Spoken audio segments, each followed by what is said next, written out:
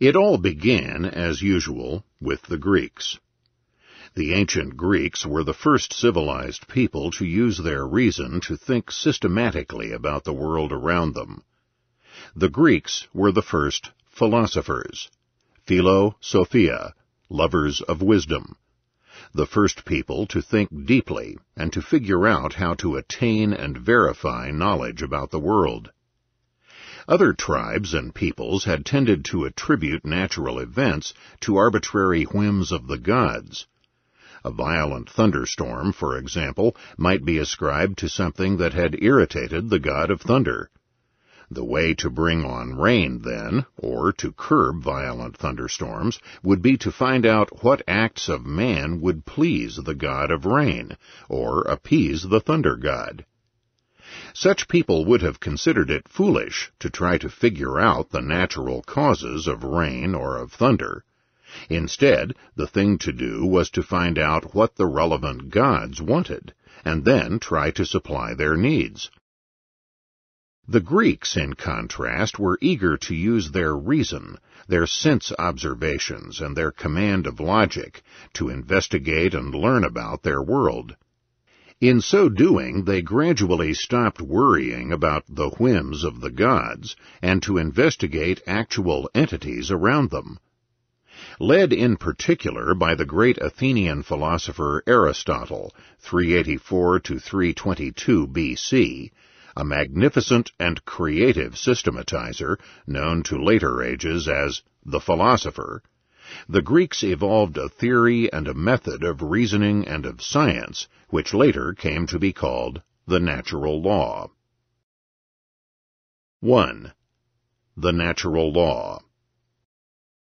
Natural law rests on the crucial insight that to be necessarily means to be something, that is, some particular thing or entity.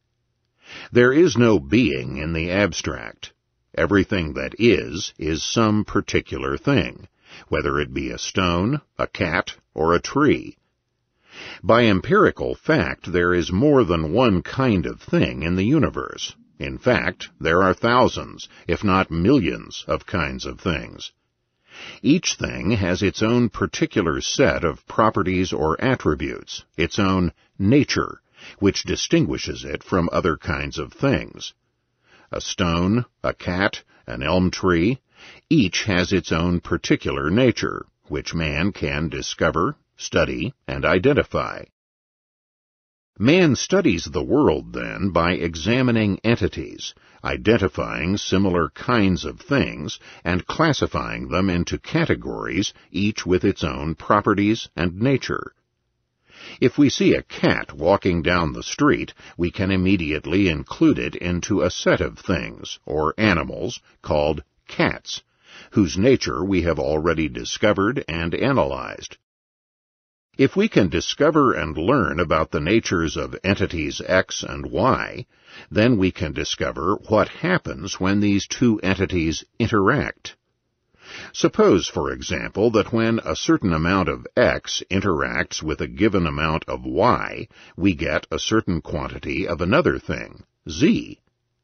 We can then say that the effect, Z, has been caused by the interaction of X and Y. Thus, chemists may discover that when two molecules of hydrogen interact with one molecule of oxygen, the result is one molecule of a new entity, water. All these entities, hydrogen, oxygen, and water, have specific discoverable properties or natures which can be identified. We see then that the concepts of cause and effect are part and parcel of natural law analysis. Events in the world can be traced back to the interactions of specific entities. Since natures are given and identifiable, the interactions of the various entities will be replicable under the same conditions. The same causes will always yield the same effects. For the Aristotelian philosophers, logic was not a separate and isolated discipline, but an integral part of the natural law. Thus, the basic process of identifying entities led in classical or Aristotelian logic to the law of identity. A thing is and cannot be anything other than what it is. A is A. It follows, then, that an entity cannot be the negation of itself. Or, put another way, we have the law of non-contradiction. A thing cannot be both A and non-A. A is not and cannot be non-A. Finally, in our world of numerous kinds of entities, anything must be either A or it won't be. In short, it will either be A or non-A. Nothing can be both. This gives us the third well-known law of classical logic, the law of the excluded middle. Everything in the universe is either A or non-A. But if every entity in the universe, if hydrogen, oxygen, stone, or cats, can be identified, classified, and its nature examined, then so too can man. Human beings must also have a specific nature with specific properties that can be studied, and from which we can obtain knowledge. Human beings are unique in the universe because they can and do study themselves as well as the world around them, and try to figure out what goals they should pursue and what means they can employ to achieve them. The concept of good, and therefore of bad, is only relevant to living entities. Since stones or molecules have no goals or purposes, any idea of what might be good for a molecule or stone would properly be considered bizarre. But what might be good for an elm tree or a dog makes a great deal of sense. Specifically, the good is whatever conduces to the life and the flourishing of the living entity. The bad is whatever injures such an entity's life or prosperity.